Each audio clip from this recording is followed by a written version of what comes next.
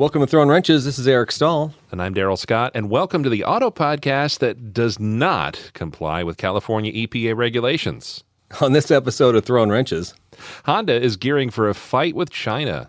Ford has a roofing problem. And Peoria, Illinois, will soon have one more reason to be called Little Chicago. All this and more on this episode of Throwin Wrenches.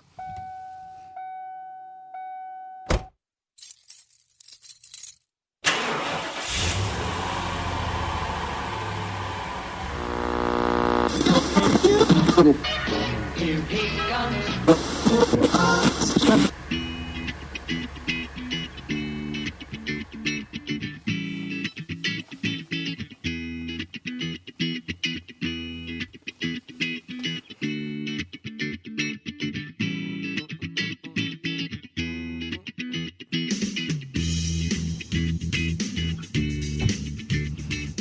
That's the sweet, sweet tones. I think maybe I'm going to practice my drum a little bit more, and you could probably get a new guitar riff for this, couldn't you? Maybe. You play drums? No. You know someone who does? No, I know somebody on TV. Or I played it on TV. I stayed at a Holiday Inn last night. Absolutely. All right, everybody, thanks for listening. Again, this is Eric Stahl, and if you want to join in the fun of Throwin Wrenches podcast, please send us an email at info@throwinwrenches.com. I can't even blame anybody but myself, Daryl. For what? There are no reviews on iTunes this week. I checked yesterday. Okay. It's possible 4 or 5 of them showed up today, but I doubt it. We were still holding at 35 last I checked. Yeah. It's a solid 5.0 rating, so you can't beat that. As a matter of fact, some people have said to me, did you pad that? Because that can't possibly be true. But I think people really do like us. As Sally Field said, by golly, you really like us. Really, really like. You know what's funny about that quote, too, is I obviously remember the Sally Field, but I remember the Jim Carrey impression of Sally Field. Is that from The Mask or something? I think so. I think it was. Yeah. Something, and I just remember Jim Carrey just nailing it with that. But no, people do listen. I'll tell you, we didn't bribe anybody. The only thing we did say is, we give you a sticker? Give you a sticker. Sometimes you get it, yeah. But if you're waiting on a sticker, just email us. That does happen every once in a while that Daryl and I don't have our wires straight or crossed or whatever it takes. Anyway. Yeah, short circuit. If you don't know my co-host Daryl Scott, let me tell you a little bit about him. Not only is he great at restoring cars in his garage, he's also great at restoring a network at a mega healthcare organization in the Peoria area. There you go. Yeah. He's a human Swiss Army knife to any survival situation. He's got the skills. He's Daryl Scott. Oh, well, thank you. Thank you very much. Appreciate that. Oh, there you go. Yes. Well, for those who don't know, my co-host, you remember those old nature shows like Wild America? You used to see him on PBS. You know, the guy with the big beard. Anyways, the co-host here. What about Marlon Perkins? He didn't have a big beard. See the guy who was in Psycho? He was nicely coiffed. He had the white hair, and he was well shaven. Was he British? No, Marlon Perkins, the white-haired guy. I remember. Oh, anyway, was it Omaha Wild Kingdom? Yes. Oh, okay. See, you're older than me. Mutual of Omaha is people. Anyway, that's right. Well, folks, my co-host, he could be considered a modern-day Marty Stouffer, or was it Andrew Perkins? No, I don't know. Anyways, he's like, he collects untamed Toyotas. He nurses them back to health. He takes some killer photos of them. Lets his kid drive them. And then he sets and releases them back into the wild. He's a catch and release kind of guy, a responsible nature lover, Mr. Eric Stahl. I feel kind of like Babe Winkleman. Catch and release. Does anybody at home get these references tonight? I apologize if we do. Sure. We're so old. So old. No, you're so young but old. That's crazy. That's the crazy part about it. Sometimes I think you're older than me, but you're 20 years younger. Anyway, we'd like to thank the sponsors of the show. First, we got to get this out of the way. The business section of the show, Daryl. Fort's Toyota Pekin, Daryl. They are a fine new and used car dealership in North Pekin, Illinois. They can be found on the web at www.toyota-pekin.com. New arrivals of Toyotas every day. I just said a truckload came in at 5 o'clock tonight as I was leaving work because, spoiler alert, I do work at Fort's Toyota still. Hey now. Yeah, believe it or not, they've kept me around all these years. No, new inventory is coming all the time. It's great. And even today, we had a 2009 RAV4 with like 60,000 miles. It was a unicorn. It was beautiful. It had like 10 people looking at it today.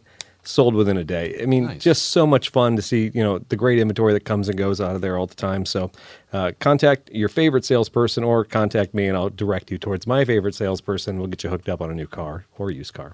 Toyota-Pekin.com. 15 minutes from anywhere, so they say. That's right. And another sponsor that we frequently say his name a lot. This one's a little different because there's some other things attached to his name. Mr. Gabe Casey, and that would be Gabe Casey for Tazewell County State's Attorney. Yes. How about them apples, huh? Yeah, the politician amongst us. That's right. So looking forward to getting your vote this upcoming Yes, he'll be on the November ballot in Tazewell County, on a county-wide ballot for State's Attorney, and pretty exciting stuff. Just him and one other candidate, so it'll be interesting to see how this all shakes out. Right. And, of course, our Patreon supporters. Your support over the last few years has really helped us grow and improve what we do here. We couldn't do this program without your support. If you want to hit us up on Patreon, there's a couple different levels there. We truly appreciate every dollar. You know, $5 a month will get you access to, 50 pre-shows? Yeah, it's basically like twice the programs. It is. Twice the episodes. And we even talk about goofball stuff. Like, Well, it's French films again. More films, more obscure 80s bands that I'd never heard of. Yeah, the new Stallone movie. Talked a little bit about him. Yeah. Talked about tattoos of your dog. It was pretty epic. So that is the pre-show. I don't have a dog. It wasn't my dog. Yeah, it's all right. Is that your dog? Does your dog bite? Does your dog? Is that another reference somebody's going to get? I think like one person at home. Anyway, thanks for listening. Thanks for sharing. Make sure you get on all the socials and share it amongst everybody.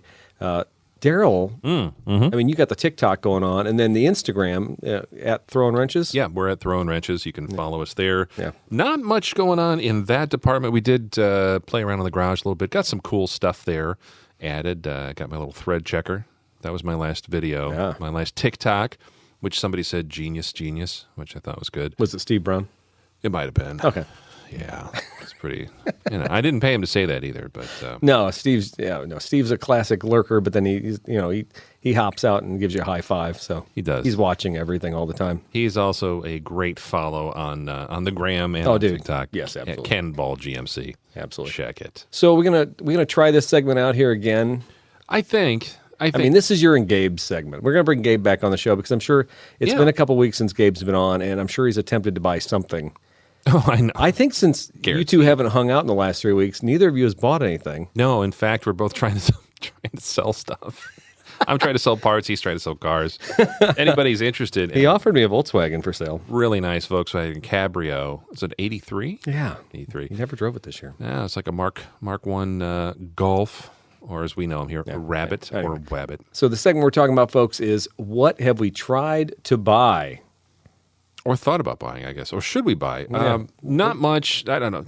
You're not perusing too much these days, are you? Who doesn't, though? I mean, really. That's what Cars of the Week's all about coming up. Yeah, but you're probably all over the place. I just look at the old stuff. I filtered my searches, and I found a 1930 Chevrolet Coupe. You have to search that. It doesn't just casually show up. It's not like in the homepage of Facebook Marketplace. So no, the thing was shared with me. A friend of mine said, "Hey, man, this is pretty cheap and it's pretty original." So it's tempting. It's in Cambridge, Illinois, which is over by Kewanee, which is not that far from. It's a short drive from North Peoria. It would make the trailer trip. Yeah, not too much stress. Beautiful. It was originally black top, black fenders with like a maroon, kind of a magenta body, and I think like cream colored wheels. It would have been a very pretty car, and it would be a fun car to do another patina build, just get it running, driving, which the seller claimed it did. Yeah. But it was missing the seat. It had like some minivan bench seat, and it looked terrible. So I'd have to find a seat. Honestly, to have no room there, I couldn't even justify squeezing it into like a storage unit. Yeah. But it was like $5,000 and solid, and I don't know, it's probably going to get turned into a hot rod. But I don't know. I should probably sell. Not only should I not buy stuff, Eric, I probably should start selling stuff. Yes. Before Let me be an example to you, Daryl. I think you should. Tell me why you should be the example for me. Well, I actually sold a car this week, but I was going to move that into projects, or maybe because I actually did look at a 1991 MR2 in Memphis because. Seriously? Because I've been spending so much time. No, I didn't look at it. You didn't go there? Oh no, I thought about it. Should I buy? No. I mean, this is again Cars of the Week almost. Okay. This is like a pseudo Cars of the Week. It's like a tease Car of the Week before at the beginning of the show. A prequel. Yeah, but this 91 MR2 showed up in my feed, and since I moved my my search radius to Memphis, oh man, I'm getting some clean Southern cars in there. So this 91. Yeah. This 91 MR2, it was a little baked from the sun, but it was a manual transmission. They only wanted $3,500. They had a black bumper and a red car. You know what? I could doable. No, I can't. I'm not buying that car. No, but I wanted to.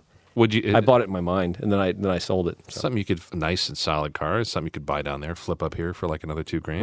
Right. Maybe if it made it. Was it a turbo? I don't know. It doesn't even matter.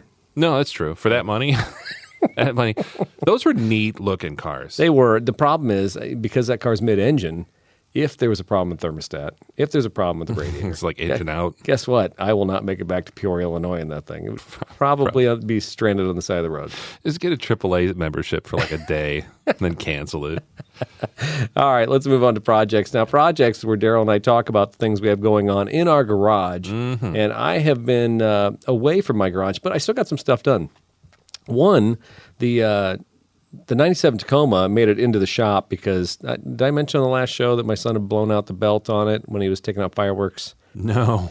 Yeah, Little Mule had a little accident. So power steering has been puking on Little Mule since I got it. But you know what? I just thought that was just part of the mystique of the truck. It's the charm. You keep a bottle of power steering fluid behind the bench seat, and then whenever you drive it, you fill it up. Yeah. And it leaves nice droplet designs all over the barn floor. And when it rains, it turns into a rainbow. It does. So nice. So nice. Well, eventually, one of the side effects of a leaking power steering pump that sits really high on the front of the engine is all the belts get inundated with power steering fluid. And the belts just wiped out. And funny enough, even though there's a, oh my God, the fan belt is connected on there, but there's a heat torque clutch. What do you call that thing? Oh, the clutch fan, a fan clutch. Yeah, but it's heat induced. But anyway, that was not kicking on. So the truck was even starting to overheat a little bit while it didn't have an alternator. Okay. So I made the decision to drive into work the other day. Yeah. And I got her super hot. But I kept back. I'm on 474, turning off the truck while I'm doing 70 miles an hour, just coasting and cooling down. Poor little mule. Poor little mule. But she made it in. And one of my newest technicians in the shop, a young kid, Connor, he's only he's 21. It was a good. He's been doing maintenance work for a long time. Yeah. But I know nobody else would want this greasy job, so I gave him to it. And you know what? Today, knocked it out. Got all new belts. I watched him he had all data up on his screen. He was looking how to, loosen the belts and the order and all that stuff. So you got it taken care of. Yeah, kudos to him. I drove it home tonight. I saw it sitting out here when I pulled up. It's sitting nice and proud. Yeah, because my son put the mower in its parking spot. But it's a work truck, man. Yeah, it's great. I'm loving it. So no, that's one thing. And then the big news in the Stahl household. The Supra is gone. Dun, dun, dun. The thrill is gone. Yeah. That car has a lot of memories. Number one memory is my daughter taking it out without the sunroof fastened down, or the Targa fastened down, and chasing that down the road as it flew off in front of a FedEx delivery truck behind her. Who promptly ran it over? No, it flew into the ditch, as I recall, and stuck in the ditch standing up. But no, that was a story somebody else had sent me. I think she found it scraped down the pavement on its roof. That's a story that everybody is going to be telling in your family for years. Yeah. That will always forever. Yeah. The shock, she said, just sitting in the car watching, all of a sudden, the roof disappears. It's like those airplane disaster movies where everything, the cockpit gets sucked up. Whoosh, gone. So, and for folks who are just joining us, that was a beautiful burgundy Mark III. Yeah, it was Mark III. It was non-turbo, but it was a manual transmission, which is the reason I bought the car. Dude, I think this car has a hex on it, for one. Really? The guy brought it to me with a bad transmission, and then while it was in my shop, he went through a divorce. And then as he went through the divorce, there was a hailstorm that beat the hell out of the car. Oh, no. And then what do? I buy it. And then I get all kinds of crisis in the meantime. So I feel bad for the guy who bought the car. So you think it's like Christine, like it's got a soul and bad stuff happens? It might be. I mean, I don't know where this car's been. It's had some troubles, so apparently it's seen some stuff, man. It's carrying it with it wherever it goes. So I never thought about that, but now I'm kind of freaked out. Yeah. What if you read the news tomorrow and he didn't make it home. Yeah, maybe. Just kidding. No, I need all the good karma I can get. So I put the car up for $12,000. There's one of those things that I have two convertibles. I have a Supra. Yeah. we got a Prius. We got a Tundra. We got a Tacoma. I don't need that car. It's fun. It's a manual transmission. It's an inline six. It certainly pretty car. It was, and it kicks the crap out of a 4-cylinder Celica with an automatic transmission. On the road, driving, it's a glorious feel when that inline six just rolls over and you give it some gas. Just tons of torque. Yes. Yeah. And even if you kill it, it doesn't really kill because an inline six, it says, you know what? maybe you made a little mistake, but I'm going to stay running for you. I'm going to go ahead and I'm going to get through this. Well, I'll tell you, you did a lot too. You had that trans put in. You did some paint correction and some fixed the hail damage on the car. You put a stereo in it. It was by the time that thing was rolling into Cars and Coffee or some of the other events. Look, I mean, it was original paint, so it wasn't perfect, but it was a nice car. Presentable inside and out. And it was one of those that people would see and be like, oh, yeah, I remember these. Yeah. And it was cool because it was right at that age where it was new enough to where it was reliable. You didn't have to worry about... Yeah, and it sounded good. You give it a little gas and, just a little rumble. Just in bone stock. So someday, you know what? If it's something you really, you got to get back in your life. To Gabe's point, did it bring a passion? No. Did I ever dream of that car? Never dreamed of those cars. Owned one, enjoyed it. I've been a Supra owner now in my life. Yeah. But if I never own one again, I can deal with that. You know what? The Celica, the convertibles, for practical purposes, that's probably the way to go. When my wife and I want to do a road trip across the country, Celica convertible is probably a much better car than a Supra with a target top. Well, and you'll enjoy that. Yeah. You'll spend just about as much time with that. Yeah, so exactly. So better to have Supra'd it all than to never have Supra'd. Supra'd and lost. No, what is the quote? Supra'd and lost. I'm not sure. It's better to have loved and lost than to have never loved at all. That's what it is. I was trying to be funny, Eric. It didn't work because my timing sucked. Yes. Well, I did proclaim 66 was a high water mark. This is the we're going to bring it back down. We didn't want you to get too excited, with the quality of the show. Daryl, what have you been up to in the Scott? Oh my goodness, the Scott Auto Museum in North Peoria. Oh, not too much. Interior work continues on the longest project ever, the '55 Cadillac Fleetwood. Back seat is back in. I had to restuff things, and after we got the leather and everything cleaned up, it wound up taking a little bit more time. I just haven't had time to devote to it. So what do you stuff? I mean, what was the original stuffing in that? Just wool? So the original, it's nylon seating material, and then underneath that is a layer of foam that's stitched into the nylon. And then underneath that is a layer of like cotton batting, almost like quilting. Mm-hmm. And then underneath that is burlap and then the springs. Oh, my God. So the little mices that I hate to pieces. Mouses? That actually, they took a whole bunch of that foam and the cotton out and chewed it up. So it was basically pristine nylon seating surfaces and leather, and then burlap that's half chewed and metal springs.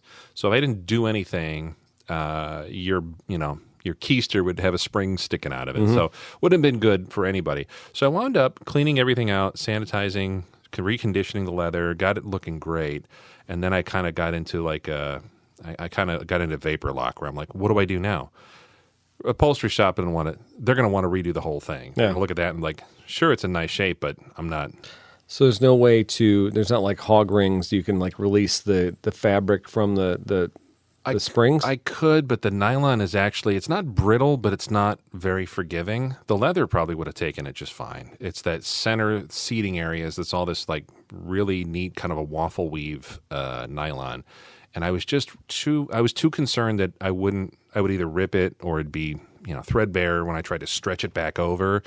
So what I wound up doing was attacking everything from behind, and I had a whole ton of leftover jute padding that I used for the floor underneath the carpet. And I wound up actually shredding that, and it kind of had the same consistency as the cotton batting. Yeah. And I could have gone to Joann's or whatever, but they just have a big, bolt of that fabric, that batting. And without having the seats and the springs and everything all out, I wouldn't have gotten that in. The jute was thick enough. It still had enough cushion. It was a natural fiber, and I was able to actually take it was actually like a little plastic crevice tool that I use for popping trim off. Yeah, sure. And I wound up taking it and stuffing it because you have to weave in between 3 layers of springs and then get inside underneath the seating area. So I wound up doing that, kind of building the foam back up that way. And it took me like a whole weekend afternoon to go in and do this with just the back. Was it still slightly stinky as you're doing it? I'll say it doesn't stink. It's more of like old car smell now. Okay, all right. As opposed to mouse vomit and urine. Yeah, it was bad. So, and I actually did let them, when I cleaned everything, saddle soaked them and all that, let them sit out in the sun for a good day. So, no, it actually smells decent in there. But and then I had some leftover foam squares that I used to kind of hold everything in and retain it behind the springs and kind of hog ring that where it needed to go. So I'm happy with the final product. Mm-hmm. I still am going to be very cautious about who sits in the back seat, i.e., I probably will never sit back there because I'm a pretty big dude and I'll probably rip something. Well, if you're sitting in the back, that means somebody else is driving, right? Yeah. I don't know. Maybe one of my friends, my brother or something, was driving. At any rate, it's still going to be presentable and I'm happy with it, but it's just that's one of those things.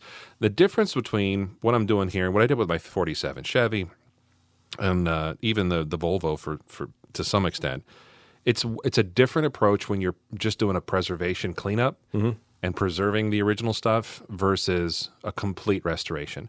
I'm never going to spend, $6,000 to $9,000 on a leather interior rebuild on a car that I paid, $6,000 for. I'm not going to do it. It's a 4-door. It's a cool car. Sure, it's worth some money if it's fixed up and nice. I just want to get the thing on the road and enjoy it. So I got the front seat left to do. I'll put that in, polished up all the stainless sill plates, and it looks really good. I'm looking forward to getting up there and seeing it. Yeah. I got a little time up here to see it this fall, so maybe I'll get up there to the Auto Museum. What is the admission price these days? It's free. It's free. If you want to bring a beverage, you can bring a beverage. Oh, okay. I can donate a can. Good. I got a fridge. Okay. And then the other thing is I'm still waiting for my generator for it. I dropped that off at a shop that shall not be named. Well, I mean, Quick Start, you can kind of say who they are, right? Yeah. And nobody's listening at Quick Start. I mean, if they're listening in the shop at Quick Start, God bless you guys. You do amazing work. You do great work. You murdered an awesome job on my starter and I think my alternator on my Kubota years ago. So I love you and refer you all the time. But you know what? There's a device maybe sitting in your garage right now that needs to be worked on. Maybe. Yeah. I did do a wellness check and still got it. Got to order parts and it'll be done in a week and that was 2 months ago. Oh, ouch. So just one of those little things. Anyways, hopefully get that back. And then the only other thing, and I'll make this quick, but I'm working on a 54 Mercury hot rod build that's going to be a raffle car that's going to benefit St. Jude. Awesome. And that's the folks at That Bearded Jerk. You can find them on Facebook. Folks who run a nonprofit who make some really great beef jerky and apparently hot rods now. I ran into him, Brent, the other day at Walmart. Yeah. And every time I see him, I'm like, when I saw him the last time, it was right before an SCACA thing. So I was like, hey, what's up? And then I saw him at Walmart. Hey, I was with Angela. And I was like, sure. But God, talk about a guy who's outgoing. He always says hello to me. I didn't see him both times. No, I didn't see him even the first time. So I just, I always feel like I'm like the bad person in this relationship. No. You guys, I mean, you're both busy. You're on the run all the time. Yeah. He is a great guy. Brent Rassy is his name. He runs That Bearded Jerk, and just a phenomenal guy and a great advocate for some really good causes. So we'll probably share a little bit more about that once it's ready for prime time. But look for that at the Labor Day Car Show, making a debut. It's not finished, but it's going to make a debut, and then we'll start selling tickets. Labor Day Car Show would be Cars and Coffee or the Delavan thing? Delavan, I'm sorry. Okay. Delavan, the Delavan Optimists Club and That Bearded Jerk put on a nice charity car show in Delavan, Illinois. Beautiful jaunt down 29. Yeah. Is Chris Shirt still doing that, or is he out? I'm not sure. I mean, Chris was the one who was handling everything in downtown Delavan, and I think he just got sick of doing it himself. So yeah, I think there was a little bit of changing of the guard with that. I know the Optimist Club 100% did that years ago, and I think they just got overwhelmed. They became unoptimistic. Great show. Well, the Pessimists. The Pessimist Club took over. The Realists. No, but what's fun about that is you actually have a really cool car show. It's a great venue. There's food. There's entertainment, whatever. The kids do all the voting. It's fantastic. But if that's not enough, the other half of that park is a tractor pull. Yes. It's like sensory overload in this little tiny town. It's so cool. You get some chigger bites from sitting in the grass, and you got earplugs. Yeah, no, it's a lot of fun. And if you're just looking for something to do, check that out. But that's a lot. That's me talking a lot, and I apologize. No, man, that's great. I mean, it's usually me prattling on. I said prattle in 2 shows now in a row. You did. Yeah, thank you. You did. You sold something. Does that mean I should sell something? I'll bet you by the next episode I have something close to being sold or sold. That's my goal. That's your prediction? Yeah. My goal for through the winter is to sell at least 2 more cars, maybe 3. Everything must go? Yeah. You know what, though? There's a lot of satisfaction. And cars I'm not enjoying anyway. Yeah. And I get some money for them. And you know what? My son's 4Runner's cluttering up my driveway now for about 3 months in one spot. Yeah. Time to go. It's get it moving. Get it out of here. He's going to college. He's got another car, and he loves that old 4Runner, but you know what? Once it's gone, it's like my old Volare. I love that old 78 Volare. Sure. But if I were to look at that car today, I'd be like, oh my God, I drove that thing. Like that was neat. I think you romanticize the image of your first car, and that's certainly what he's doing with that 4Runner, because I don't think he realized what a hunk of junk that thing is. But Well, he had fun, and it was a good find, good money, and it got him through high school. drove the heck out of it and still drives great. I don't, when I say hunk of junk, it's just not a glorious ride. And he covered it in blue plastic dip, thanks to Gabe. And You can blast that off with a pressure washer. yeah, exactly. And that's what needs to happen next, or I sell it. You got a pressure People- washer? Yeah. Okay. Oh, yeah. Come on, man. I work at the dealership. We'll get that blast off. Nice. Yeah, people be like, didn't you have a blue 4Runner? Nope, I got this Desert Dune one, man. That's all I got. I don't know what you're talking about. Different truck. It never happened. This one's a peach. It's a one owner. Only driven to church. All right, ready to do this? Ready to get into the news? Is it that time to do the news? Yes. There it is. It's time for the news. Live, local, and late breaking international news coming from Honda. They're considering decoupling their supply chain from China, a report says. This comes from Reuters. Honda Motor Company is considering building a separate supply chain that would reduce its dependence on China. The Senkei newspaper, I'm going to guess that's somewhere over in Asia, reported on Wednesday that in what would be a high-profile move by a major Japanese manufacturer, many Japanese companies have built extensive production hubs in China, but have recently seen output snarled by COVID-19 related lockdowns. There's also deepening worries about the impact of tensions about the United States and China. Now, this is my take on that. Yeah. What's missing from this whole conversation here What's is that? Russia and Ukraine mudding up everything in production over the last year. Maybe China and Taiwan, that could muddy up everything too. So would it behoove these Asian automakers maybe make sure they have a little more stuff happening in the United States so we don't get into more problems?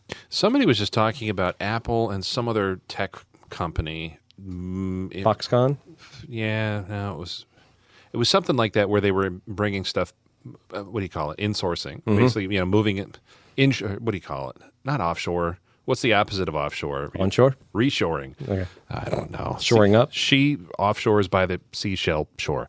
Anyways, they're talking about bringing stuff from China back to the U.S. and like it's a novel idea, Yeah. but it's for this very reason. Yeah. And there's a lot of concern. The instability in China, in particular, is really it's a business. It's a threat. Yeah. It's a threat to business. So I'm happy to see that, and the more jobs we can bring back over here that we've lost slowly, we're never going to see all those jobs come back. No. We're never going to, it's the same with chips, and we talked when the whole chips debacle with the microchips and stuff. It's like, oh, well, we're going to break ground and start building a new factory to make chips here. And that was big news this week. Intel got some funding from some giant hedge fund company or something. I don't know what it was, but that's not going to be overnight. No, $40 billion to invest in American chip production, so that's coming. But I think everybody has seen now what just-in-time inventory is done, especially when we're dealing with crises around the world. Mm-hmm. Maybe we just have a little stockpile every once in a while just in case there's a little hiccup. You know what I'm saying? Maybe. A little war. That'd be nice. Yeah. Be nice to kind of protect our investment of the trillions of dollars in business. Exactly. All right, so let's take a look at some national news here. And here's a nice little inset image of an F-250, an old tried-and-true truck from the Blue Oval Boys. Work truck. Actually, yeah, it looks like something like a roofing contractor would have on it. It says, speaking of roofs, roof strength on older Ford trucks called into question by a $1.7 billion jury verdict. A $1.7 billion jury verdict against the Ford Motor Company involving a fatal truck crash called into question the strength of the roof of older model Super Duty pickups sold by the company over a roughly 17-year period. It was basically the same design they made for a long time. Mm-hmm. You all kind of know what they look like. Well, on Friday, a jury in Georgia reached a verdict in the case involving a 2014 rollover of a Ford F-250 pickup truck that left 2 people dead. The Gwinnett County jury determined that punitive damages should be imposed on Ford for selling 5.2 million Super Duty trucks with what the plaintiff's attorneys were saying were dangerously weak roofs, that design, that could crush passengers in a rollover accident, according to James Butler, a lawyer representing plaintiffs in that case. So, as that case moves on, you've seen this, occasionally things pop up like this. I remember Ford had a huge lawsuit, several lawsuits, involving the Crown Victoria police cars. Oh, didn't catch that. Yeah, it was years ago. It was they were prone to fuel leaks in rear-end collisions. And I guess there were like several big high-profile accidents that either troopers, police officers, LEOs lost their lives because of what they called was a design defect. Is that the case? Possibly. I didn't sit through the testimony there. But I will say this. Any kind of vehicle that is in fleet service or does a lot of hours on job sites or, police cars, things like that, the risks for accidents and fatalities, unfortunately, go up because of just how many miles those things are logging on. Oh, sure. So does that mean they're necessarily inherently more unsafe than any other vehicle? Maybe, maybe not. Well, did you see the pictures of the actual accident from this Georgia incident? No, I did not. Dude, it was crushed. I mean, it was literally flattened to the door sills. Just like pancake. Yes, it was. And I think, look at an F-250, F-350 or whatever, the cab doesn't change anything on those. I mean, the grill might get a little more aggressive. So think of the amount of weight on the frame and the axles and the size of the engine. So much more weight. Oh, and the rear end. I mean, think of the giant pumpkin and the dually wheels and all that stuff. Sure. So if the top of the cab is essentially the same truck, right, you got a lot of weight now that was on an F-250. It's just been probably increased twofold, probably, right? Yeah, and you see this a lot with some of the Super Duties or the bigger the 3/4 or 1 ton work trucks, where they'll redesign the half ton. The half ton went with the F-150, went aluminum in 2014, 15, something like that, completely redesigned. Okay, and those things, it's a totally different chassis. You're right, but the 250 stayed the same. 250 is like the same one that they built from like 2002 to probably last year. Chevy and GMC vans, those are essentially still being made. They're going to be made for 2 or 3 more model years. That thing came out with that design in like 1993. Yeah. They have not changed. So you're talking about a vehicle that somebody is driving to work every day, a construction guy or electrician van, something like that. And they're essentially driving a 25, 30-year-old vehicle in terms of crash tests, in terms of safety, design, engineering. They're not going back and redesigning all the crumple zones and all that stuff. Nope. So there is something to be said for that. It's worth noting, if you do drive a vehicle for your work day in and day out, you're logging hundreds of miles a week or thousands, depending on what you're doing. It might just benefit you to take a look at what you're riding in. What is the remedy on that? They can't shore it up. So at that point, it's a buyback, you'd have to think, right? If that truck is deemed unsafe? I don't know. I think they might just pay the money and move on. I don't remember what wound up happening. They'll give you a $10,000 credit towards a new one. Right, yeah. Trade-in allowance. And by the way, we're going to take the rest of those old ones that are unsafe. We're shipping Brazil. Right. They don't mind down there. Well, that's the thing. Not to go down a rabbit hole. Well, we're the king of the rabbit holes. Rabbit hole. We need a sound effect. Rabbit hole. Yeah. But I started following a TikTok account, and it's all... Of course you did. Yeah, terrible. Yeah. Terrible. What's your handle on TikTok? At Throwin Wrenches. Okay. Right. Yeah, it's pretty easy. It's terrible. And I realize I'm now that guy at dinner. Oh, I saw a TikTok the other day. Yeah. You guys follow this guy on TikTok? Dude, you're like 43. Yeah. You're lame. Stop talking. But it's a fun account, and I can't even remember what it's called, but it's basically over-the-road truckers and loggers and stuff in Mexico. Oh. And it's just psycho, dangerous stuff falling off trucks? Yes. The driving is scary. The video footage is whack. It's insane. But what catches my eye is they're like old 60s Dodge semis or like the old GMC cab overs and stuff that here probably got like you can't register because it's unsafe or falling apart. Yeah. They just go down there and live another 30 years. Yeah. That's what's probably going to happen. Do you remember the F-250 that plumber sold? He traded it in. Oh, that's right. And then the sticker was still on the side of the vehicle and was out shooting terrorists or something like that? Yeah, a cartel. It was a cartel that that bought it and was driving around with like Joe's Plumbing on the back of this F-250 with like a 50 cal machine gun on it. So, yeah, good point. This is so weird. Yeah, that's how we operate. Yeah. Hey, folks, this is why you tune in, because you want the geek speak that comes from the all-knowing Daryl Scott. Yeah, right. All right. This is definitely not the high watermark show. But no. But this is live, local, and late breaking. California today bans all new gas-powered car sales by 2035.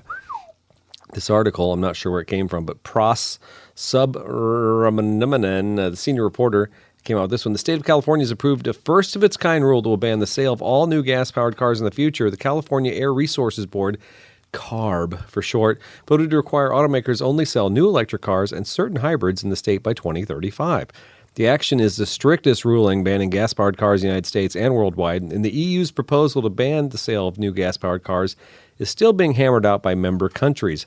I thought that had been knocked down, that most European countries in 2030 were like Finland and... That was the year. Yeah, so maybe it's not a blanket coverage for countries like France and Spain and stuff like that.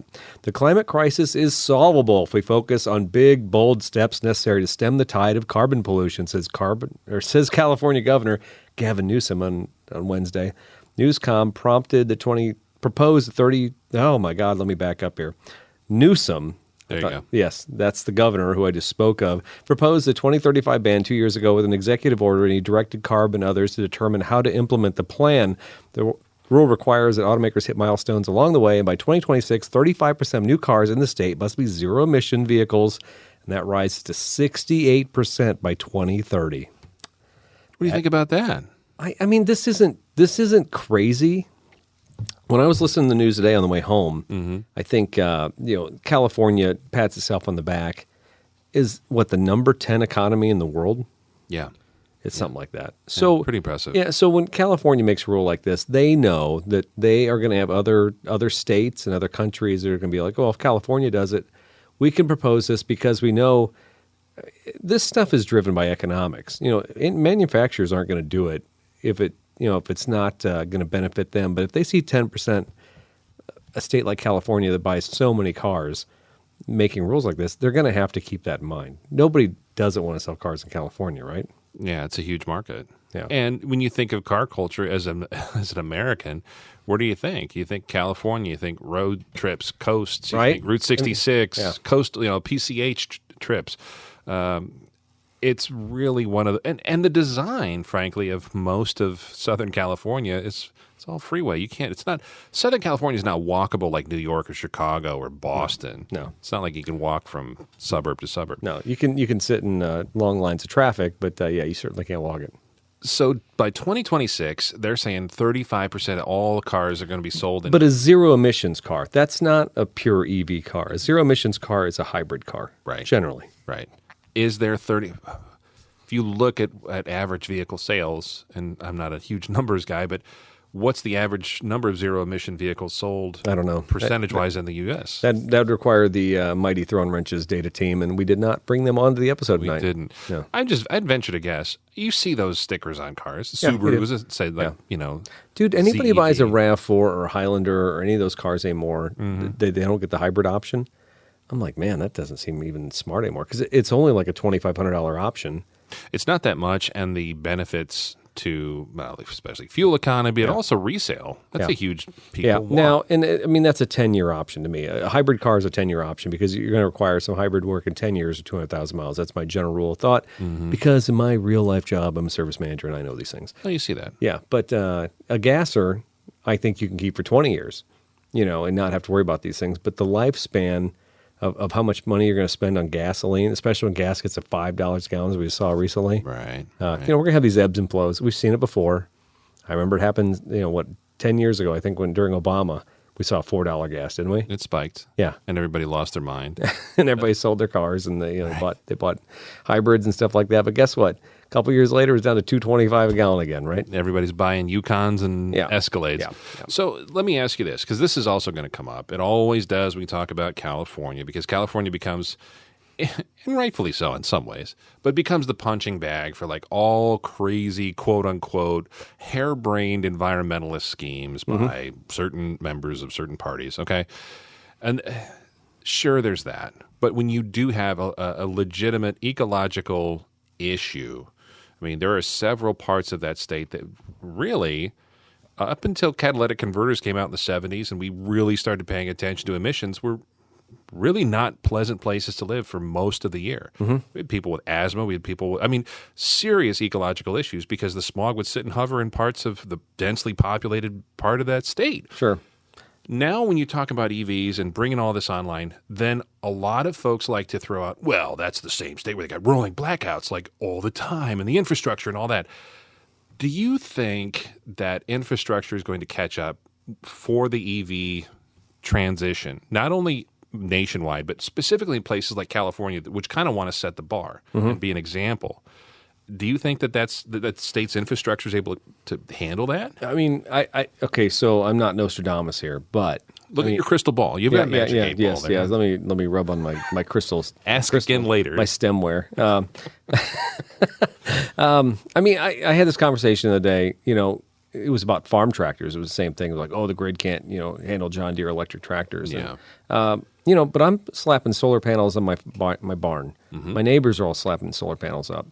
I think the state of California, they're probably going to have solar panels on about every roof and every house, coming up here. It's going to happen. So I think infrastructure doesn't mean digging ditches and putting new wires in the ground. I think infrastructure will actually start at home in a lot of ways. So I'll be interested to see how much that actually changes things. That's fair. That's fair. Yeah. So I don't know, man. I think we think a lot about how things have always been. And so we try and put that into practice and what we expect in the future. And you can't do that. I mean, there are people working on this stuff day and night.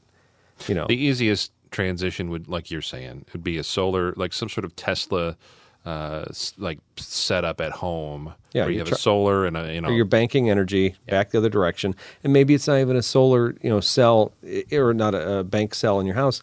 Maybe you're throwing it back in the grid and you're recharging power, and then at night it's coming back. Maybe there's a community, grid of some sort. This is going to happen. Yeah. You're not going to push this back. I guess my biggest concern with EVs and zero emissions cars and even hybrids is the batteries and the lithium and the nickel and the cobalt and all these different things we're putting in these things. For lack of a better phrase, the byproduct of that. Yeah, I think that's the biggest. We're taking the pollution that was coming out of the tailpipe and we're basically moving it to somewhere else. That's all we ever do. We're moving the carbon somewhere else. That's true. Yeah. That's true. You're centralizing the production of it. And then you're also that's not all bad because you can control the pollution. When I was a kid, we talked about scrubbers. Always like, just put more scrubbers. As a kid, I think there was a game we played on the Apple IIe. It was like make a factory and you had to like add scrubbers on there, but it had to keep efficiency and all that stuff. People are working on this stuff, but it would be better to know that the electric plant is actually knocking that stuff out 100 miles away than worrying about every guy with a car, that's like belching out whatever down the road in Los Angeles. So I think the best thing to do Don lives out in San Diego. I would love to have, talk to him and say, as a kid, as somebody who grew up in Los Angeles, San Diego area, is it better now, even with more people and more cars? Is the pollution better? Is this policy, is it working? One would think. Or is it just speak? I don't know. Yeah. We don't know because we live in Central Illinois, and this is where people like roll coal and cut their catalytic converters off. And we don't care. Yeah. There's no inspections. Yeah. There's no. Yeah, who cares? Anyway, that's my soapbox moment for the day. So thanks for bringing me into the soapbox, Daryl. Appreciate that. Happy. Can we get a theme song for that? We do. Rub-a-dub-dub. I don't know. We're gonna write some theme songs. We need like an R&D team. Yes. We need. I almost did some Fiverr. I was when I was in Memphis. I was just about ready to spend like $95 on a Fiverr theme song. You should. Yeah, I think I'm going to do it. All right. Yeah, I probably should get your input before I do that. I say, hey, by the way, this is what we're doing now, Daryl. Here's what we're doing. Any issues with that? Yeah, I hope not because I've already paid for it. Already signed a contract. Barry Manilow is going to record our theme song. Oh, I'd pay $95 for that. Me too. Yeah. Me too. Daybreak. Wait, that's already taken. You couldn't do that. This isn't Daybreak. Yeah, we couldn't afford that. All right, so we got some local news here coming up, and I feel like we had local news on the last one. It was talking about two-way streets. Yes, and this is downtown Peoria again. This alludes to the Little Chicago analogy from the intro. It sure does. Well, Peoria, Illinois, good old River City, central heart of Illinois here. Peoria, Illinois might ask state legislators to allow red light camera installations. This is as seen on WCBU, Peoria Public Radio, by Tim Shealy. He is the... Is it Shealy or Shelley? Shelley? Maybe it's Shelley. I think it says Tim Shelley when you listen to the podcast.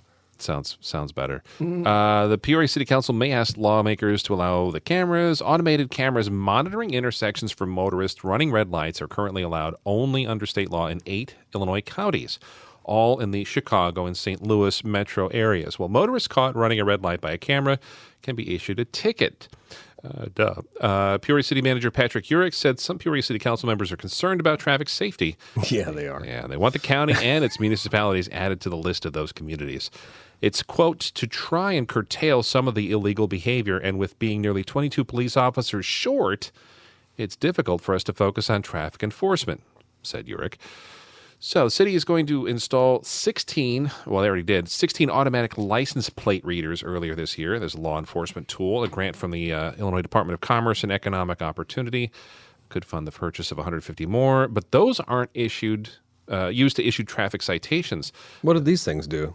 I think that's to check people like warrants or... Oh, wow. It's to do a little bit of fishing. And actually, I called the police before they launched that, told everybody about that pilot program, because I had a guy in an Impala running around my neighborhood with the readers on the car, and I knew what they were. And I called him, I'm like, is this a repo guy? Is this some, are they looking for escaped convicts? Like, what's going on? And they're like, it's license plate readers. Don't worry about it. We're testing them out. Oh, okay, cool. That happened to me at O'Hare. I parked in the long-term parking at O'Hare, and they sent me a ticket for expired plates. Seriously? Yes. Woof. Yeah. Woof. Okay, so back to our story at hand. Urick said red light cameras would generate revenue. The city's primary concern, though, is cracking down on traffic violations. So as this goes on, if approved, the request is going to allow red light camera installation in Peoria County to be added to the city's 2023 legislative wish list. And I put some notes in here, Eric. Their wish list. Yeah. Dear Santa Claus. What's your initial thoughts on that? Whenever somebody talks about adding red light cameras to a community, because Peoria isn't the only one. It comes up every so often in kind of mid-sized. Cash. I have a problem with the cash grab. I mean, this is ultimately that's all it is. Mm-hmm. If there's dangerous behavior, then step up enforcement in the area. North Pekin, which I dread driving too fast to that area. You don't speed through there because guess what? They enforce the area. I put my cruise control on every time I go through that area. Yeah, and so it's that's what they do. Now, is it a cash grab for them as well? Probably. And honestly, in all my years, my 30 years at Forts, that camera right there, Route 29 and Main Street, North Pekin, that probably could use a red light camera. I've heard more screeching tires and slamming and crashing of cars in all my years because people run that red light all the time, just smash into stuff. So is there a time and a place? Maybe, but I have a general problem with robots doing jobs because they're so efficient. And when you can dial down their algorithms, I mean, we talked about this in like 2 or 3 episodes ago where Chicago was going to change the speed from 7 miles an hour over to 6.5 or whatever, and they knew that was going to generate $15 million more dollars. Oh yeah. And I'm like, that's twisted and sick in some ways. Because here's my other problem with it. It really takes from the people. I mean, the problem with gas taxes and parking fines and speeding tickets. Everybody. I mean, my 16-year-old kid who makes $16 an hour is going to pay the same fine as somebody, who's a millionaire driving 100 miles an hour down the road. Yeah. It's not equitable. It's unfair to people who make less money. That's why I have a real problem with a lot of parking fines and stuff like that. Yeah, and it seems to hit the same group of people. It does. Yeah. You're always beating down on the people who can least afford it. Yeah. When you go to traffic court, it's usually not, the banker with the Porsche 911 Turbo. No. You know what I mean? So, no, I'm 100% in agreement with you. And the thing that I keep picking up on since I've moved to this area, and it's, by the way, this is like this in a lot of cities, but we cut essential services to the bone. Mm-hmm. We cut essential services. Then we complain that nobody's enforcing the laws. You just heard the city manager say the issue is we're 22 police officers short. Here's the solution. It's some software. And, oh, by the way, it's going to be an annual contract, and it's going to be paying some third-party vendor from somewhere far away, most likely. They don't really care. It's a contract to them. Yeah. And guess what? If Peoria or Punxsutawney or Albuquerque decides to not renew, they'll have some other place. Maybe Lawrence, Kansas needs some red light cameras next year, and they'll go focus on that. Yeah. It's just a job. It's just a number. It's an account to somebody. Yeah. The real issue, we're 22 police officers short. Find a way to put 2 or 3 back in the service. Yeah. Hire people. Well, and the other thing we talked about last episode that I was here, they're trying to figure out ways to get people back to downtown. Yes. If I know that there's red light cameras in downtown, guess what? There's one more reason in the bevy of reasons for me not to drive through downtown. Right. Yeah. So Same thing could be said in Chicago. I know there's people that it's, again, red light cameras were such a miserable failure there. And people are just like, yeah, between that plus the parking plus the panhandling plus I'm just not going to why go downtown? Yeah. Yeah, it's a death. It's another nail in the coffin. Dude, I was at an intersection the other day. I was coming to a stop in an intersection. I was down in Memphis, and a light flashed and all I could think was somehow I triggered something, and so now I have anxiety. You're going to get a Yeah, ticket in the mail? I didn't even do anything, but now I saw a light flash. Somebody got a ticket in that intersection. We don't know who it was. Yeah. It's one of those things like, why do I have to be stressed out by this? Because the robots are watching. Do you remember, we talked about Stallone in the pre-show. I'm going to bring him up again. Yeah. Remember the movie Demolition Man? Yeah. Do you remember where Wesley Snipes and Sting? Yes. Yes. Where Wesley Snipes' character he starts cursing, and it's like the fine is 15 credits for cursing, and it flashes. Dude, this is the Chinese social credit thing, right? Yeah. Yeah. It predicted a lot of that stuff, but it just keeps flashing, taking a picture of him and give him a ticket right there, and he winds up like cursing the thing out, and then I think he punches it or something. But that's where we're at, folks. We got robots. Wesley Snipes was onto something when he didn't pay his taxes. You know who's a great tax evader? Wesley Snipes. Absolutely. Great actor. A great man.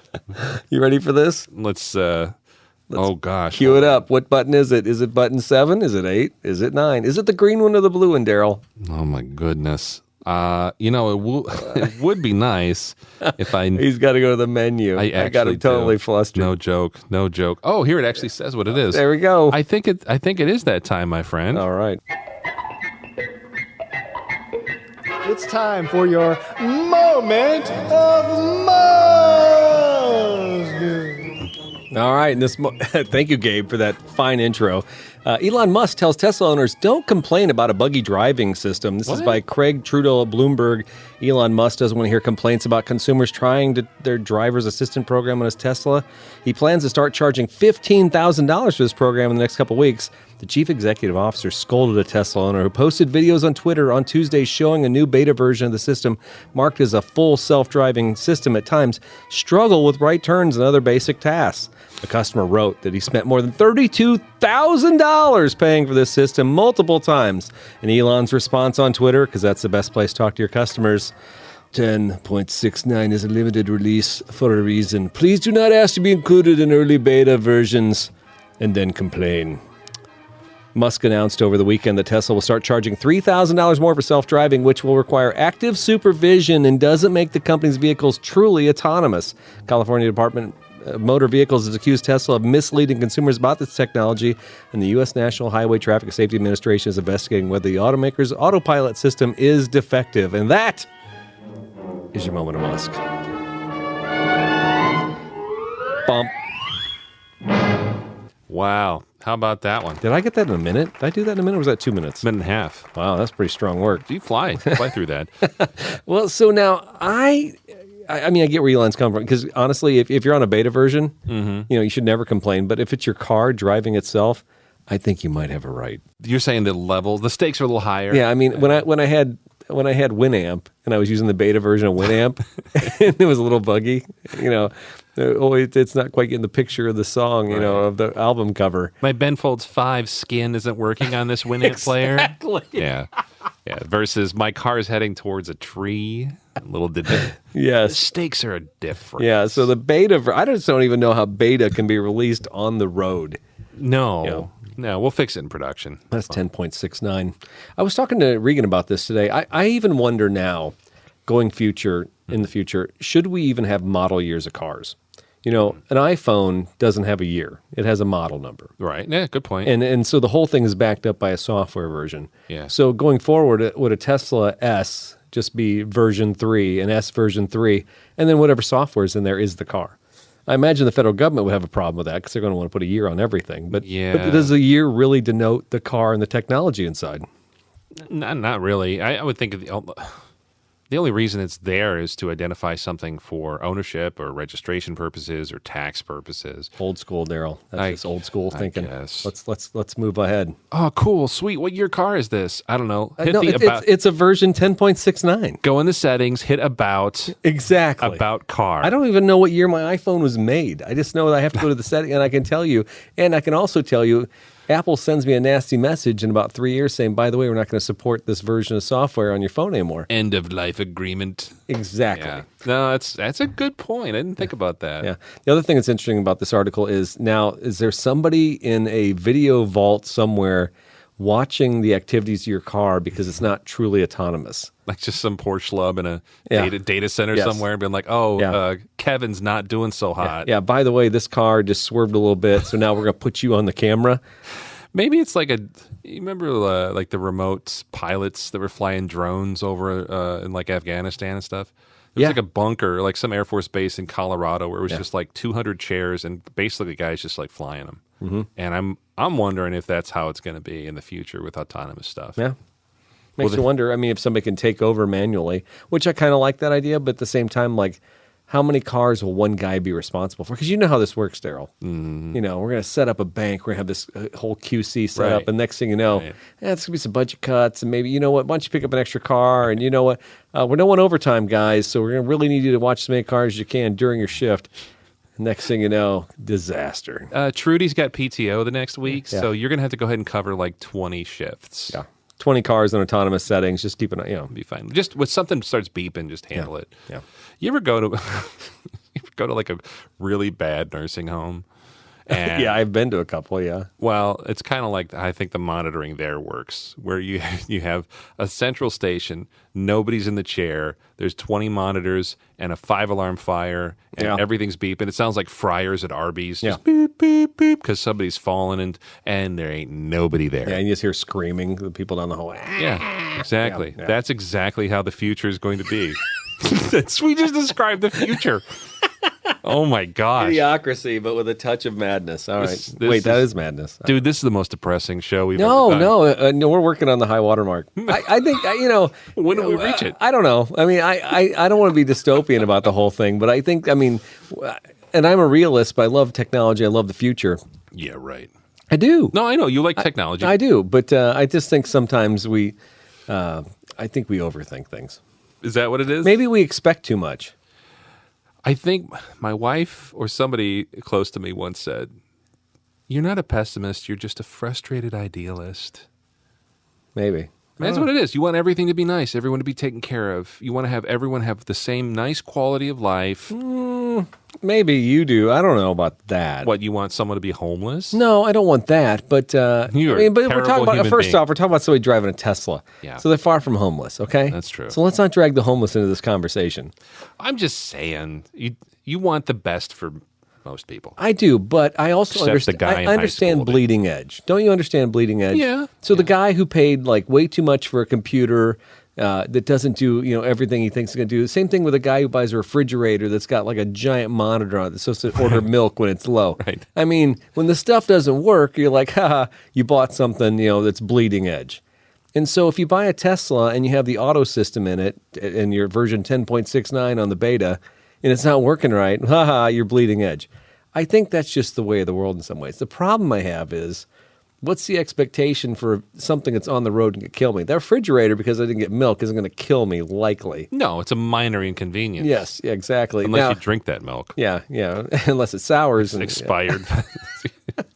No, that's not going to kill you. But version 10.69, it doesn't turn right because somebody's door's open and they're standing by the door and it rips somebody's legs off. I mean, that's a whole different thing. So I guess I don't understand what the reality, the culpability of these companies is right when they put stuff on the road like this. And from a legal standpoint, who made that decision to not swerve to hit this busload of children? And what are we willing to allow for the success of new technology? Do you want to give up that control of your own car? I mean, we put guys on rockets that blew up and died. I mean, there was an acceptable amount of loss for new technology, right? I guess. We're not going back to the horse and buggy, folks. Okay, no, we're only going forward, kind of, maybe into the future, if you're lucky. Flaming into a tree. You know what? You have such a fun story in grinding of the gears. I think we should just move right along. Just move it. Let's lighten this sucker up. Yeah, well, this really isn't going to lighten it up. But I do want to point this out. And a lot of people in the car communities in the last couple of weeks have pointed this and shared this. It's become memes. It's all over the place. But you all know, most of you do, Fiat Chrysler announced they're going to be killing the Charger and the Challenger, two long-running staples in their lineup. The muscle cars. And, while that stinks, there's not going to be a rear-wheel drive V8 American muscle car with an iconic name from our past. They're going to go away. Well, what's even worse than that announcement is they actually timed it like days later with the announcement of the EV Charger Daytona concept. That's right. You've probably seen those videos. It softens the blow, right? It does. You're losing your favorite car, but we're bringing it back. Right. just not how you remember it. Yeah, we're getting rid of the Nachos Belgrande, but we'll replace it with the Nachos Supremo, or I don't know. I mean, it's just stupid. So everybody that saw the videos of those with whatever the meat substitute. fake meat, Fake meat. What do you call it? Impossible. The impossible. Yeah. Oh my gosh. Remember it with meat? You're gonna love it without meat. Yeah, right.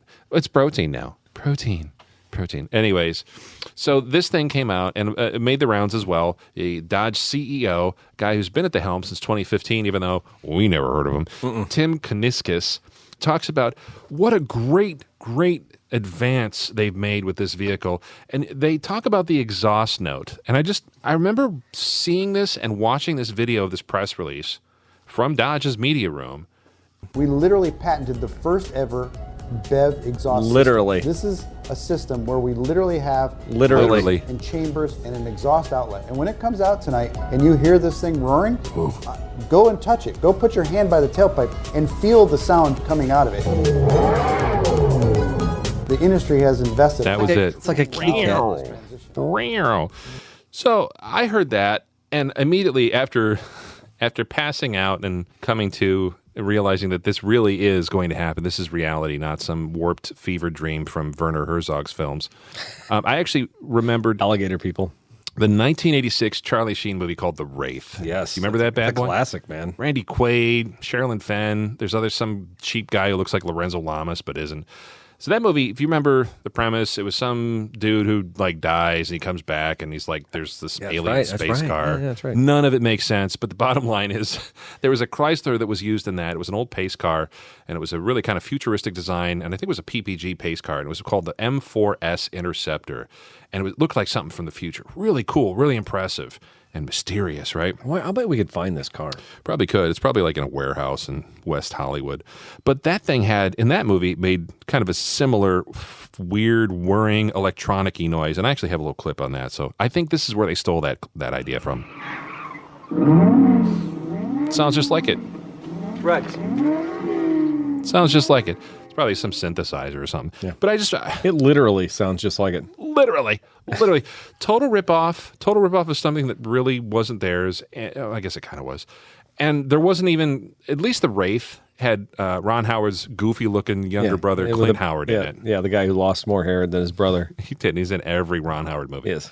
But I just want to say that would have made this press release much better, but instead we just got the CEO who's like, yeah, we spent all this money on a fake exhaust system. Literally the coolest. It's awesome. And I say that to say this, Eric. The future sucks, and the present is getting worse by the day. The problem with this whole Challenger thing was they rolled it out like, hey, we're canceling the car. I know everybody loves it. And by the way, every squad car you pass on the highway is one of these things. Right. And then like a day later, we're coming back out with it, but it's an EV. And I don't understand. It's just like the Mustang. I still think the Mustang was a mistake.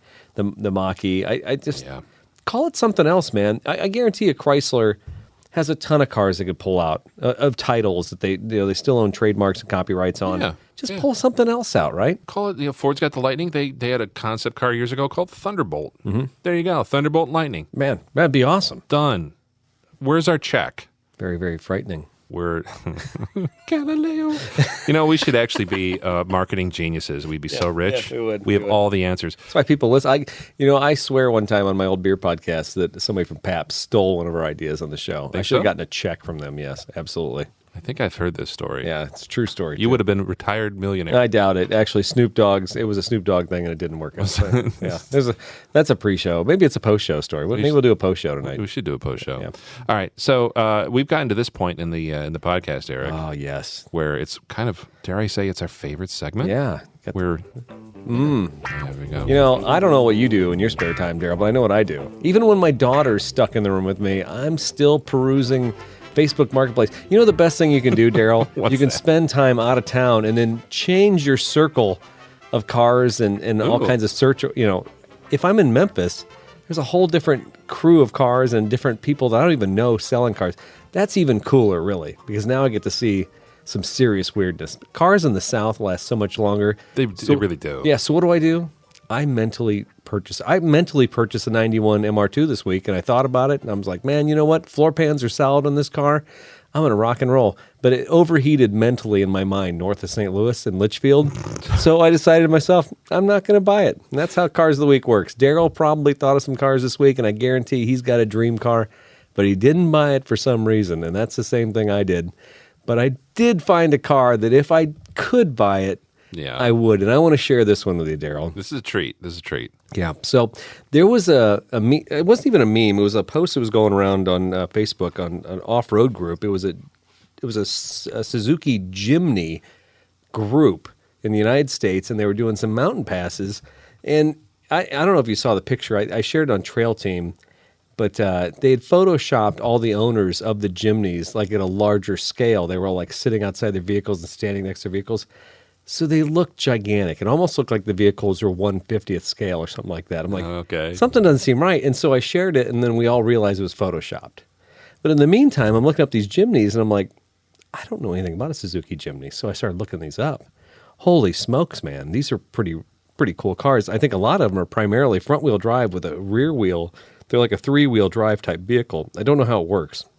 Yeah, they're weird. And for the North American folks, we saw these vehicles as a Suzuki Samurai for a small period of time. This the first gen ones that we saw here were the smaller than a Jeep, and most of them, I don't know if we got were they all convertibles or were they the fixed tops? Soft tops. I think most of them were soft tops in the United States. Yeah, but we didn't see as many of them as they're seemingly popping up. There's one of these actually made its way to Cars and Coffee last month. Really? It was a recent import, and I'm like, it was dirt cheap. He's like, it's too cheap. Dude, this car is so cheap. So I found, in my mind, and you know how I am very utilitarian when it comes to these four-wheel drive vehicles, there were all kinds. There were some that were super lifted to the moon, but they're super ridiculously small. In scale to a Tacoma, it's literally half the length of a Tacoma. It's almost the size of like a bar, a Fiat 500, but it's a four-wheel drive vehicle, a little SUV.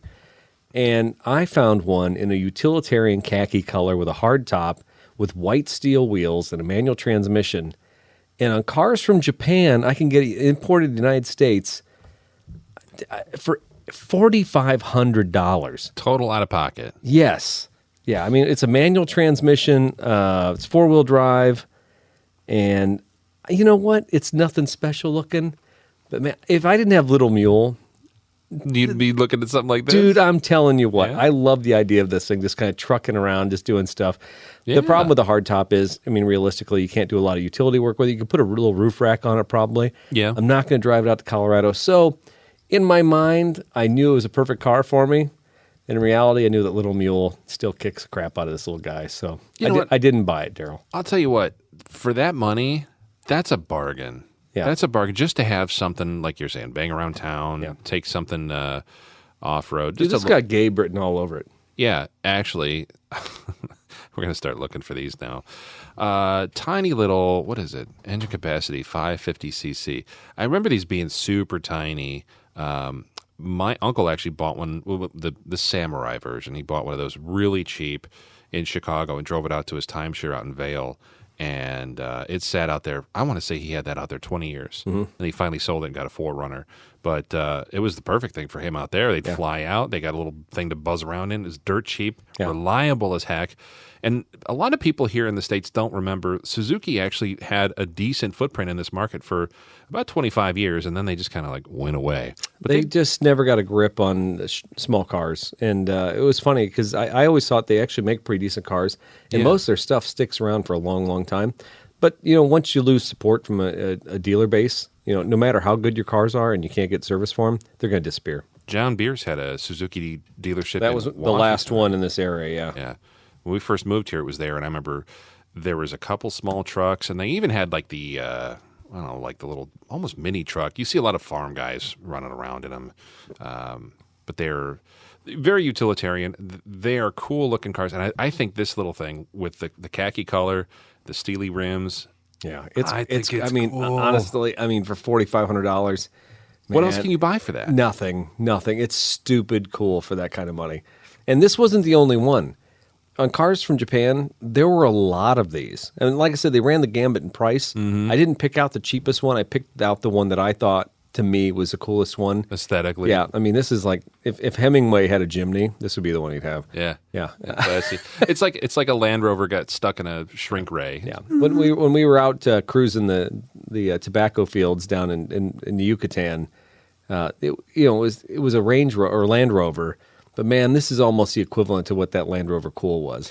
They made one with a turbo too. Did they? They had a little turbo. The one that don't even care. I mean, honestly, I get that, yeah. but it's just like me and Little Mule. If I'm in low gear and I'm just putzing around the pasture, putzing around the plantation, this is all I want. You could use it to plow your drive. Yes. Put a plow on the front. Never thought about that. Yes. Okay. I probably can't even fit in these things. I've never actually been in one, but I'm going to look. And Big guy, small cars. You're all about it. I can feel it. I do. Well, excellent choice. Highly commend that. Yeah, and it was out in left field. I really drug this one out of nowhere. Well, fly out to Baltimore at the port and go pick it up. And can I celebrate your selection this week? I mean, honestly, you are 40 years out of your comfort zone on this one. So congratulations. Yeah, this is a very interesting choice. I ended up in a Facebook group for 70s GM cars. Imagine that. Yeah.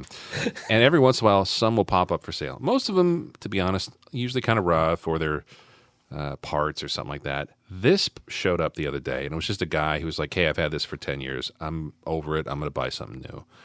And it's a 1979 Buick Park Avenue Limited Coupe. And if anybody remembers that year, that era of Park Avenues, it's on the same chassis as like the Olds 98 Regency and the Cadillacs and stuff of that year. Big, long wheelbase, big 403 V8 automatic. This is silver with the giant road wheels, the Buick kind of rallies of that time period. Silver vinyl top, half vinyl Landau roof. Landau, baby. Oof. And like this crushed... Not Martin Landau.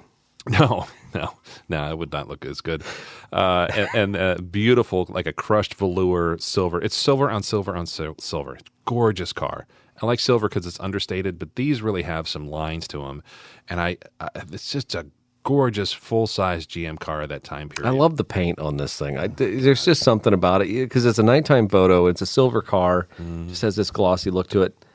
This is a great-looking car. And this is in my wheelhouse from when I grew up.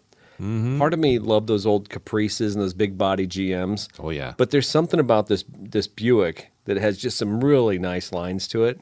Yeah, they had a very nice front end, kind of a coffin, like a coffin nose. They call it like a Cord, L29 Cord. The Imperials had something like that for a little bit. It's got these beautiful fenders in the back that come out, and it's a beautiful car. And around here in the Midwest, they were great running cars. They held up, but eventually they rusted out. Mechanically, nothing to worry about. Where's this guy at? This guy was actually out in New York, I believe. And gorgeous car. He wants $12,000. $12,000 for the car. I don't think he's out of line on this car at all. I don't either, because you're not going to find these in. Dude, look at the upholstery. Look at that front seat. Yeah, that thing should be broke down and destroyed. And I just can't believe it's that nice. No, I can't, honestly. Little flip down armrests, like you're in a that my little brother, who's 10 years younger than me, would have been sitting on, with no seatbelt. Yeah, I mean, he's got a cut on his face from on our Chrysler New Yorker. My dad hit the brakes one time, and he got his lip stuck on the ashtray. Kids today, they don't know what it was like. No, they have no idea. He got his lip cut on he's got a scar from where he had to go to the doctor and get stitches, I think, because my dad hit the brakes. My brother used to sit on those armrests in the front on the New Yorker. Yeah. And Dad hit the brakes. And, of course, the ashtray, when it came out, it's probably as big as the Bible. I mean, that thing came out, and it's like an encyclopedia. Yeah, I'm not talking about the one you find in a hotel. I mean, this is, a big deal. And just got his face stuck on it and then fell to the floor. Poor kid. Yeah. But that's I remember driving back from Florida. That center armrest, it wasn't an armrest. It was a child seat. It was a booster seat. Before there were laws. I tell you what, though, it's a totally different driving experience. And I love the feel of sports cars. I love the feel of something where you feel the road and it's enjoyable to drive. Yeah. Something like this, people are like, oh, it's a big, numbing thing. There's no feel. There's no nothing. It's not true. When you ride in something like this, or an old Cadillac or an Imperial or a New Yorker or something like, Crown Vic, there's something about the engineering that it took to insulate and isolate the road from the driver. And it's like you get that today in like a Lexus. Think about that, though. I mean, why did they have that much space? They really felt like it was a practical. People wanted that much space in their car, right? They did. It was like a living room. Yeah. You're going to sit in there for hours on end. You want to be comfortable. And you didn't have all of this, side impact standards and side airbags where you got giant pillars and huge blind spots. It was, no, you're going to sit in this thing you're going to go to Florida? Here's some air conditioning. Here's a comfy seat. Oh, here's an 8-track player. And have fun. And I'll tell you what, if you take a trip in something like this, you get out of the car after 2 hours, you're not beat up. You got a sweaty back probably, but You do have a sweaty back. But you're not tired, you're not beat up. Yeah. Whereas if you get out of a, dare I say, a Suzuki Jimny, you're going to be bounced around like you're a page shaker at Lowe's. Dude, I love that. I mean, honestly, I think the Jimny fits in the space between the back of the driver's door all the way to the bumper. Probably could. You could probably get one of those like hitches they used for like hover around scooters. So just put your Jimny on there. Yes, exactly. Just take it with you. No, but I just love, when you see these big cars like this. I remember as a kid watching them kind of launch and watch the whole like front end like torque and like turn as the car gave it gas. There was a lift and a twist. Yes. Yes. It's so much fun to watch these big cars. Especially when you see them round a curve. Yeah. That was always fun, too. Because you see, it's almost like you're in a ship. You're in a Carnival cruise ship, and the whole thing is listing to one side. Yes, exactly. Hilarious. Do you think these air vents on the side, I mean, is that factory? Yeah. As a Buick, I thought maybe that was a factory option. They're faux, right? Yeah, they're faux. Okay. And they always kind of were. That was... this being a Park Avenue, you got 4 what they used to call portholes, like a ship, apparently. Yeah. And then 3 were if you had a lower model, like a LeSabre or a Special, a Supra.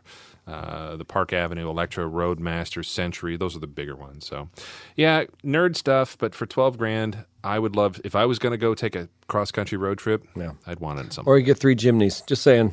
I mean, it's like buy one, get one. It's not a Kia Rio, it's a Jimny. Right. Yeah, they're all That was the thing. Somebody forgot all about that. I was talking to somebody a couple of years ago when they were doing the Extreme Motors. It was given away. Oh, no, you buy a Sedona and you get a Rio for free? You buy the minivan, you got a Rio. Yeah, and with no AC. The equivalent, that was like 1997, 1998, somewhere in there. And that Kia Rio was like a car that was $79.95 or $69.95. Was it the Sophia? Was it that old? No, it was old. It was a Rio. I'm pretty sure it was a Rio. Oh, no, the Rio is a 2-door car, isn't it? I thought the Rio. No, you're right. Sophia is the little like the Yaris. When they were trying to get into the market. Yeah. Okay.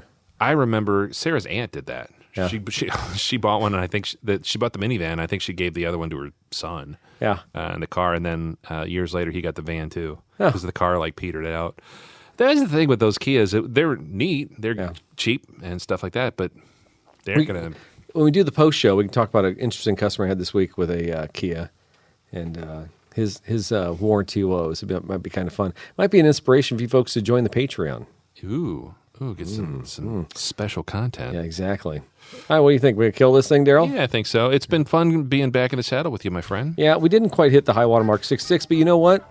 If we did that every time, your expectations would be too high.